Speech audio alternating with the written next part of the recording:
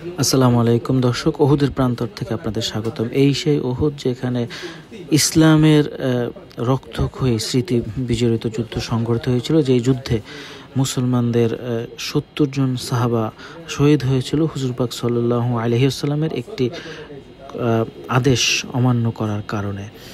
এবং হুজুর পাক সাল্লাল্লাহু আলাইহি ওয়াসাল্লাম অনেক ইনজুর্ড হয়েছিল, তার মুখমণ্ডলে অনেক আঘাতপ্রাপ্ত হয়েছিল। তারপর ফলশ্রুতিতে আল্লাহর নির্দেশনায় এই ওহুদ পাহাড় দ্বিখণ্ডিত হয়ে গেছিল, ফাটল ধরেছিল, একটি গুহার সৃষ্টি হয়েছিল এবং সেই গুহায় সাহাবা এবং জিবরাইল আমিনের সহযোগিতায় হুজুর পাক সাল্লাল্লাহু আলাইহি ওয়াসাল্লাম আশ্রয় নিয়েছিল এবং যুদ্ধে কাফেররা বিজয়ী হয়। অমীমাংসিত যুদ্ধ ছিল, যদিও মুসলমানরা যুদ্ধস্থান ত্যাগ করেছিল, পালাই গেছিল, সেজন্য যুদ্ধতে কাফেররাই আর কি এক প্রকারে বিজয় হয়েছিল। এবং যুদ্ধের শেষে তারা হামজা রাদিয়াল্লাহু তাআলা আনহুর এবং অনেকের নাক কান কাটা এগুলো খুব বাজে অবস্থা করেছিল। সেই স্থানে আপনাদের ঘুরে ঘুরে দেখানোর চেষ্টা করব। প্রায় 8.5 কিলোমিটার বিস্তৃত এই ওহুদ পাহাড়, এবং যখন কাফেররা হযরত মুহাম্মদ সাল্লাল্লাহু আলাইহি ওয়াসাল্লামকে আঘাত করেছিল তখন এই পাহাড়ের স্থানটি আল্লাহর নির্দেশে ফাঁকা হয়ে গেছিল এবং জিবরাইল আলাইহিস সালাম সহযোগিতা করে তাকে এইখানে নিয়ে আসছিল। এবং যুদ্ধের শেষে নবী করিম সাল্লাল্লাহু আলাইহি ওয়াসাল্লাম শুকরিয়া স্বরূপ এই স্থানটিতে 2 রাকাত নফল নামাজ আদায় করেছিলেন, শুকরিয়া নামাজ। এই জন্য হাজিরা এবং উমরা যারা করতে চায় তারা সব এখানে 2 রাকাত নামাজ পড়ে। আর এই যে পাহাড়ের স্থানটি, এইখানে এখন বিভিন্ন ধরনের সমস্যা, মানুষ শিরক জড়িত হয়, এই জন্য এই জায়গাটি লক করে দেওয়া হয়েছে সিমেন্টের ঢালাইয়ের মাধ্যমে। আপনারা সেই জায়গাটি দেখতে পাচ্ছেন, এই সেই ফাটল ধরা স্থান। যুদ্ধে হুজুর পাক সাল্লাল্লাহু আলাইহি ওয়াসাল্লামের একটি দাঁত এবং তার মুখমণ্ডল অনেক ইনজুর্ড হয়।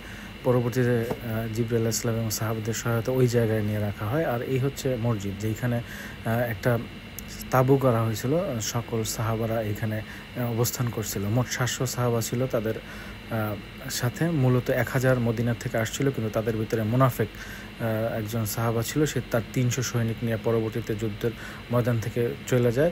মোট 700 সাহাবাদের নিয়ে নবী করিম সাল্লাল্লাহু আলাইহি ওয়াসাল্লাম পরবর্তীতে যুদ্ধে অংশগ্রহণ করে 3000 সৈন্যের বিরুদ্ধে। যে স্থানটিতে তাঁবু করা হয়েছিল সেই 700 সাহাবী নিয়ে সেইখানে এখন বর্তমানে একটা মসজিদ স্থাপন করা হয়েছে। এটা অটোমান সাম্রাজ্যের আমলে এইখানে মসজিদ স্থাপন করা হয়। হুজুর পাক সাল্লাল্লাহু আলাইহি ওয়াসাল্লামের একটি নির্দেশনা অমান্য করার কারণে 70 জন সাহাবা এখানে শহীদ হয়েছিল। এই হচ্ছে তাদের গোরস্থান, আপনারা দেখতে পাচ্ছেন।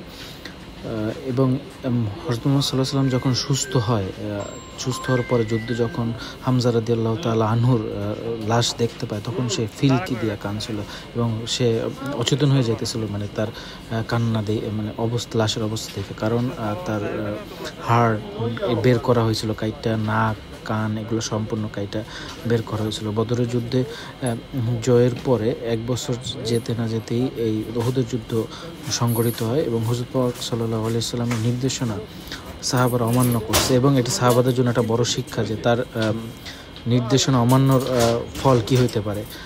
তার এই ফলশ্রুতিতে এখানে 70 জন সাহাবার প্রাণ দিয়েছে। এই সেই স্থান। আসলে এইখানে জায়গা ভিতরে সম্পূর্ণ স্থানটাই সাহাবাদের কবরস্থান, কিন্তু কোনটা কার কবরস্থান, কোন সাহাবের কবরস্থান এই ধরনের কোনো মার্ক করা নেই। শুধু একটা স্থানে একটু বড় করে পাথর দেওয়া আছে, যাতে অনেকে মনে করে এটা হামজা রাদিয়াল্লাহু তাআলা আনহুর কবরস্থান, মানে তার কবর এই নির্দিষ্ট স্থানে দেওয়া হয়েছে। এছাড়া বাকি যে স্থানগুলো কোনো স্থানে বলা নাই বা চিহ্ন দেওয়া নাই যে এটা কার। সবাই 70 জন সাহাবাদের কবরই এইখানে আছে।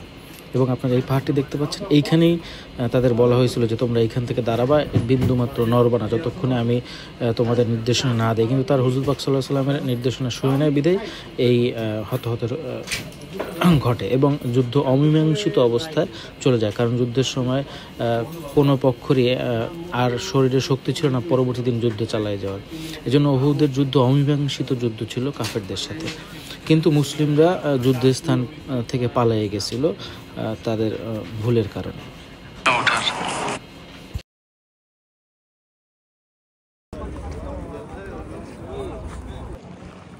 এই সেই স্মৃতি বিজড়িত স্থান, এখানেই দাঁড়াইতে বলছিল সেই সাহাবাদের। এই পাহাড়েই আমি আজকে সেই পাহাড়ে পা রাখার সৌভাগ্য হয়েছে আমার আল্লাহ পাকের অশেষ কৃপায়।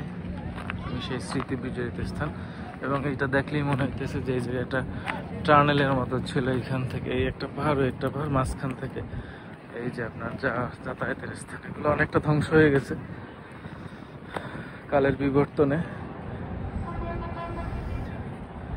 ওই সেই টার্নেল, এখান থেকে সরতে নিষেধ করছিল, বাট তারা সরে যাওয়ার কারণে সাল্লাল্লাহু আলাইহি সাল্লাম পরবর্তীতে তার মাথায় আঘাত করে এবং 70 জন সাহাবা এখানে শহীদ হয়েছে তাদের প্রস্থান।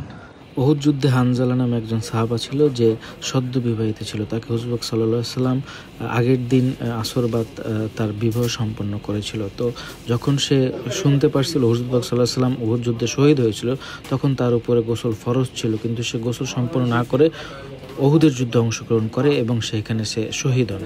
তো যুদ্ধ শেষে যখন কাফেররা চলে যায়, তখন হুজুর পাক সাল্লাল্লাহু আলাইহি সাল্লাম সাহাবাদের লাশ গণনা করতেছিল, তখন দেখতেছিল যে একটা লাশ খুঁজে পাওয়া যাচ্ছিল না। কিছুক্ষণ পরেই দেখতে পায় যে তার লাশটা 7 আসমানের উপর থেকে ফরজ গোসল করাইয়া তারপরে দিছে, এবং তার ঘাড়ের পিছনে যে চুলগুলো ছিল সেগুলো ভিজা অবস্থায় পাওয়া যায়। থেকে আমরা শিখতে পারি যে গোসল যদি ফরজ হয় তাহলে অবশ্যই গোসল করতে হবে, কারণ শহীদদের দাফন করা হয়েছিল গোসল ছাড়া। শহীদদের দাফন হয় গোসল ছাড়া, কিন্তু যদি গোসল ফরজ হয় তাহলে সেই ক্ষেত্রে গোসল করে নিতে হবে। এই সেই স্মৃতি বিজড়িত উহুদের প্রান্তর, এইখানে সেই তাবুক ছিল, সেখানে এখন মসজিদ, যেটা অটোমান সাম্রাজ্য আমলে এই মসজিদটা স্থাপন করা হয়।